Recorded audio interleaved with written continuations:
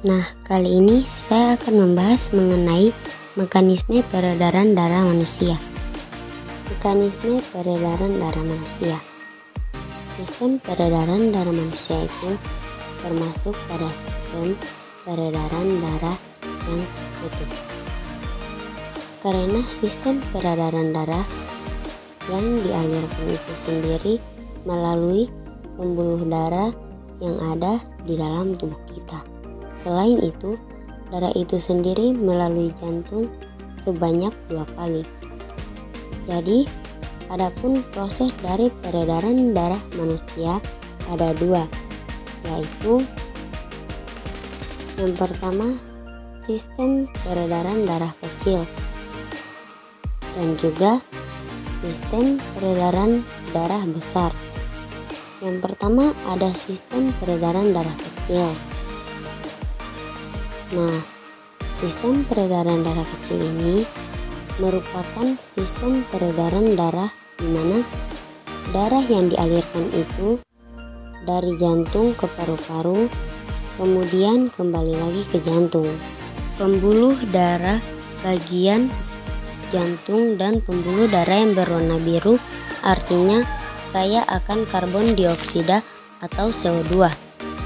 Sedangkan bagian jantung dan pembuluh darah yang berwarna merah artinya kaya akan oksigen atau CO2. Nah, pertama-tama pada bilik kanan, ini bagian jantung yang kaya akan CO2. Kemudian darah di sini akan dipompa melalui kontraksi jantung menuju ke bagian yang kedua. Ada arteri pulmonalis. Dan ingat, pembuluh darah ke jantung dan paru-paru namanya arteri pulmonalis.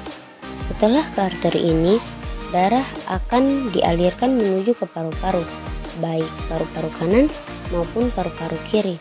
Nah, di sini terjadi proses respirasi atau pernafasan. Jadi, ketika menghirup oksigen, maka O2 akan masuk ke dalam pembuluh darah dan akan dibawa nantinya. Kemudian O2 akan keluar dari tubuh teman-teman.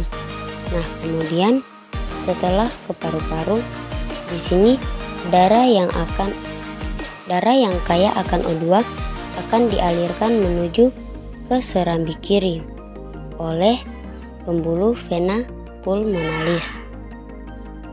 Nah, sedangkan sistem peredaran darah besar itu artinya darah yang dialirkan dari jantung kemudian ke seluruh tubuh dan kembali lagi ke jantung. Ayo simak mekanisme sistem peredaran darah besar berikut. Nah, seperti yang kita ketahui, peredaran darah kecil ini bahwa darah kaya akan oksigen itu kembali menuju ke jantung pada serambi kiri. Nah, di sini pada sistem peredaran darah besar dimulai dari nomor 1, merupakan bilik kiri. Nah, dari bilik kiri ini otot dari jantung akan berkontraksi sehingga darah dialirkan menuju ke aorta. Nah, aorta ini ada pada bagian 2. Pembuluh darah terbesar di tubuh kita yaitu aorta. Nah, setelah ke aorta, kemudian darah akan dialirkan lagi menuju ke arteri.